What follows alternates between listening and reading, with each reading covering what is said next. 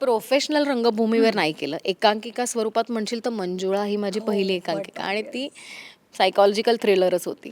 So त्याच्यानंतर मी आज पहिल्यांदा असं काहीतरी बरं, करते. मंजुळाचा विषय निघालाच आहे, तर कधी जातेस अशी त्या विचारांमध्ये? नाही, मलाच भीती वाटते मी कोणाचा खून तर मला माझ्यातला फ्रेशनेस मेंटेन करता येतो ना वेगळ्या character, so I love it. आणि at the end of the day it's life performance. So लोकांना तुम्ही किती आवडताय किंवा किती आवडत नाही आहात हे कळतं. मी तुला सांगू, तेव्हा आपण ना खूप काय म्हणतो त्याला, कोवळं असतं आपलं मन, कारण तुम्हाला या इंडस्ट्रीत टिपिकल रिॲक्शनची सवय नसते आणि ॲक्टिंग काय असतं किंवा ह्याच्या खूप अलीकडे असता तुम्ही. त्यामुळे तुमची पाटी कोरी असते जेव्हा तुम्ही एकांकिका करता बऱ्याचदा तेव्हा. आणि त्या कोऱ्या पाटीवर जे काही छान छान कोरत गेला निशी, ते कोरलं गेलं आणि त्यामुळे ती एकांकिका चांगली झाली असं मला वाटतं. आणि मला नेहमीच असं वाटतं की नवीन कार्याची सुरुवात, कामाची सुरुवात पाटी कोरी ठेवून करायची. सो विजय काकांनी एक दिशा दिली आणि त्या दिशेने आम्ही आमच्या पद्धतीने, आम्हाला हवं आहे ते, आम्हाला नको आहे ते करत करत जातोय. विजय काका सांगतात हे चांगलं आहे तर आम्ही ठेवतो, ह्याला थोडंसं घासायला हवं मग आम्ही घासतो. So I like this process की एक वेगळ्या प्रकारचं नाटक आहे. सो तुम्ही म्हणजे मी केलेलं अशा पद्धतीची नाटकं रंगभूमीवर अर्थात आहेत आणि ते बघायला या. कारण मला थोडेसे घाबरलेले हवे आहात तुम्ही, थोडेसे हसलेले हवे आहात, थोडेसे रडलेले हवे आहेत आणि थोडेसे कन्फ्यूज झालेले हवे आहेत आणि तुमच्या भरपूर टाळ्या हव्या आहेत. सो तुम्ही याच. नमस्कार, मी रसिका शिंदे. मुंबई तरुण भारतमध्ये तुमचं स्वागत. रंगभूमीचा खरं तर सुवर्णकाळ पुन्हा आला असं म्हणायला खरंच हरकत नाही आहे, कारण एका मागून एक नवीन नाटकं आणि जुन्या नाटकांचं पुन्हा नव्या कलाकारांच्या संचासह नाटकं ही दिग्दर्शक घेऊन येतात आपल्या भेटीला. आणि दिग्दर्शक विजय केंकरे यांनी आत्तापर्यंत आपल्याला अनेक अजरामर नाटकंही दिली आहेत आणि आता पुन्हा मास्टर माइंड हे एक सायकोलॉजिकल थ्रिलर असं नाटक आपल्या भेटीला घेऊन येत आहेत. आणि त्यात अभिनेत्री अदिती सारंगधर आणि अभिनेता असतात काळे असणार आहे. तर अदिती, तुझं खूप खूप स्वागत मुंबई तरुण भारतमध्ये. खरं तर आता पाहिली मी रिहर्सल आणि ते म्हणा की रंगभूमीवर मुरलेले कलाकार. सो ते literally I can feel that. तर कसं वाटतं, कारण खूप मध्ये तू गॅप घेतलेला, त्याच्यानंतर पुन्हा तू नाटकामधून सुरुवात केली. आता मागच्या वेळेस चर्चा केलं, त्यानंतर चर्चा तर होणारच, त्याला अनेक बक्षिसं मिळाली. पण मी थ्रिलर कधीच मेनस्ट्रीमचं नाटक केलं नव्हतं आणि मला ना त्याचं एक वेगळं गणित असतं आणि मला असं वाटलं की विजय काकांसारखा इतका मुरलेला डिरेक्टर आहे, इतकं सुंदर स्क्रिप्ट आहे. कारण मूळ कथा किलिंग टाईम नावाची मूळ आवृत्ती आहे, मूळ कथा आहे, त्याच्यावरून प्रेरित हे नाटक आहे. सो मला मला खूप मज्जा येते, म्हणजे आय एम एन्जॉईंग. कारण आपण केलंच नाही. इट्स लाईक तुम्ही स्वतःला पुन्हा पुन्हा ताडून आणि पडताळून बघताना एका वेगळ्या जॉनरमध्ये तसं होतंय. So I am just enjoying. म्हणजे आतापर्यंत तू सायकोलॉजिकल थ्रिलरचं नाटक केलं, तर सुरुवात रंगभूमीपासून झाली आहे. सो पहिल्यांदा हे करतेस. अप्रोच जेव्हा झालं तेव्हा प्रोफेशनल रंगभूमीवर नाही केलं. एकांकिका स्वरूपात म्हणशील तर मंजुळा ही माझी पहिली एकांकिका आणि ती सायकॉलॉजिकल थ्रिलरच होती. सो त्याच्यानंतर मी आज पहिल्यांदा असं काहीतरी बरं, करते. मंजुळाचा विषय निघालाच आहे, तर कधी जातेस अशी त्या विचारांमध्ये? नाही, मलाच भीती वाटते मी कोणाचा खून नाही गंमत. पण yes, those old golden days are beautiful. But I am reliving the thriller suspense form again. आणि हे कॅरेक्टर खूपच सिम्पल आहे, म्हणजे खूप एकदम वेगळं आहे. मी केलं नाही आहे याच्या आधी कधी. आणि म्हणजे मला नेहमीच असं वाटतं की एक चॅलेंज असतं की जे आपण नाही होत किंवा जे आपण कधीच केलं नाही ते पुन्हा पहिल्यापासून आपल्याला करायला मिळतं आहे. रंगभूमीवर पुन्हा म्हणजे म्हणू की प्रेक्षकही वळत आहेत आणि वेगवेगळे नाटकांचे प्रयोग पण होतात, विषय असतील किंवा अजून बऱ्याच गोष्टी. तर त्याबद्दल एक कलाकार म्हणून काय वाटतं? कारण सुरुवात इथपासूनच झाली आहे, पुढे मालिका, चित्रपट ते तर आलंच, पण एक असतं ना की आपण आपलं ते रूट्स आपण विसरत नाही. सो ते मराठीतले कलाकार तर आहेत की ते पुन्हा नाटकांकडे वळतातच. सो त्याबद्दल एक काय सांगशील?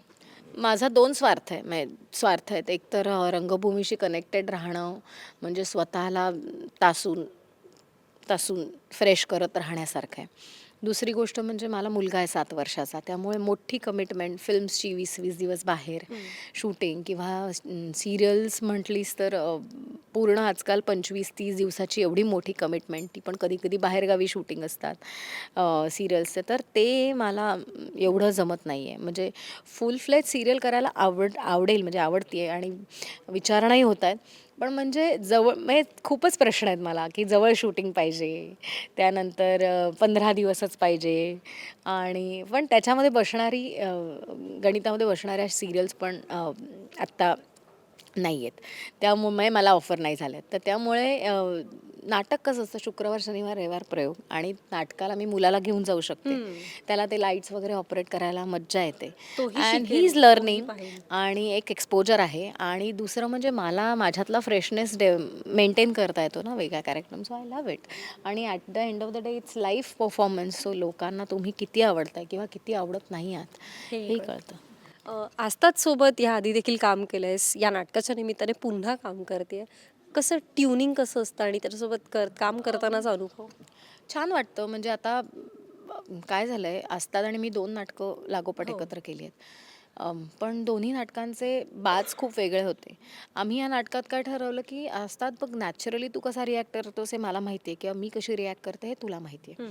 तर आपल्या मनातनं काही झालं, की पहिल्यांदा आपल्या 3 रिॲक्शन येतात. पहिली, दुसरी, तिसरी. तर आपण पहिली रिॲक्शन टाळूया. दुसरी आणि तिसरीमधली चूज करून रिॲक्ट होऊया. म्हणजे एकमेकांना अंदाज नाही येणार सुरुवातीला, की आपण कसं वागतो. So we are just working a bit on it. Now let us see की हे किती सक्सेसफुल होत आहे. आय एम शुअर लोकांना आवडेल. कारण आपण जेव्हा एखाद्याची रिहर्सल करत असतो, तेव्हा आतनं असं वाटतं, भाई मजा आएगा इसमें. तो ये करते वक्त ना बहुत सालों के बाद मुझे ऐसा लग रहा है, की बहुत मजा आ रहा है.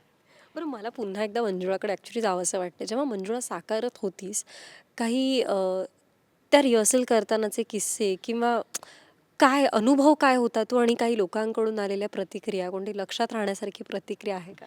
मी तुला सांगू तेव्हा आपण ना खूप काय म्हणतो त्याला कोवळं असतं आपलं मन कारण तुम्हाला या इंडस्ट्रीत टिपिकल रिॲक्शनची सवय नसते आणि ॲक्टिंग काय असतं किंवा ह्याच्या खूप अलीकडे असता तुम्ही त्यामुळे तुमची पाटी कोरी असते जेव्हा तुम्ही एकांकिका करता बऱ्याचदा तेव्हा आणि त्या कोऱ्या पाटीवर जे काही छान छान कोरत गेला निशी ते कोरलं गेलं आणि त्यामुळे ती एकांकिका चांगली झाली असं मला वाटतं आणि मला नेहमीच असं वाटतं की नवीन कार्याची सुरुवात कामाची सुरुवात पाटी कोरी ठेवून करायची सो विजय काकांनी एक दिशा दिली आणि त्या दिशेने आम्ही आमच्या पद्धतीने आम्हाला हवं एक ते आम्हाला नको येते ते करत करत जातोय विजय काका सांगतात हे चांगलं आहे तर आम्ही ठेवतो ह्याला थोडंसं घासायला हवं मग आम्ही घासतो so I like this process की काकांनी एक वाक्य सांगितलं जे मला फार आवडलं की मी कलाकारांना ना त्यांना हवं ते करू देतो त्या प्रोसेसमध्ये म्हणजे त्यांना ते नाटक त्यांचं वाटायला लागतं सो हे खूप खरं आहे जर बांधून ठेवलेला परफॉर्मन्स कोणी करायला सांगितलं ना तर ते नाटक आपलंसं करायला कलाकार म्हणून आपल्याला वेळ जातो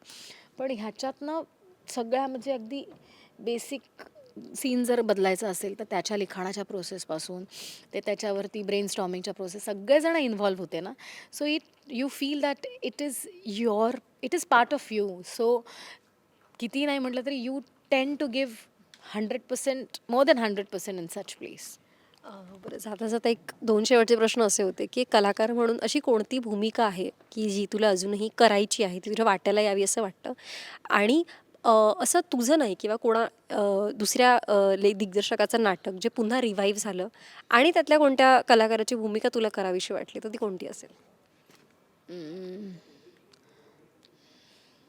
ओके मला असं वाटतं की आत्तापर्यंत मी केलेल्या कामात मी समाधानी आहे त्यामुळे मला कुठली भूमिका करायची राहून गेली किंवा ह्याची करावीशी वाटते असं नाही वाटत कारण त्याचं त्याचं काम त्यांनी इतकं उत्तम केलं आहे म्हणून ते आपल्याला सगळ्यात जास्त आवडले यू नेवर नो की तुम्ही ते किती चांगलं करू शकला असतात तो त्याचा त्याचा बाज असतो त्याचं त्याचं काम असतं ते त्याचं त्याचं क्रेडिट असतं so I think I believe in appreciation म्हणजे समवयस्क माझ्या मैत्रिणी आहेत ज्या माझ्याबरोबर काम करतात त्यांच्या त्यांच्याविषयी आकस मनात ठेवून मी त्यांचं काम बघत नाही त्यांच्याविषयीचा आनंद किंवा त्यांच्याविषयीचं कौतुक मनात ठेवून मी बघते जर ते मला आवडलं असेल आणि आय थिंक अशी कंपॅरिझन मला हे करायचं आहे म्हणण्यापेक्षा वा वा हे तिच्या वाट्याला आलेलं तिने अप्रतिम केलं हे फिलिंग मला जास्त आवडतं so I enjoy that feeling so मला मिळेल अजूनही चांगलं काम मिळतं आणि माझ्या वाट्याला आलेलं माझ्या पद्धतीने मी किती चांगलं करायचा प्रयत्न करते ह्याच्यावर फोकस ठेवेन बरं, जाता जाता प्रेक्षकांना काय सांगशील? शुभारंभाचा प्रयोग कधी आहे आणि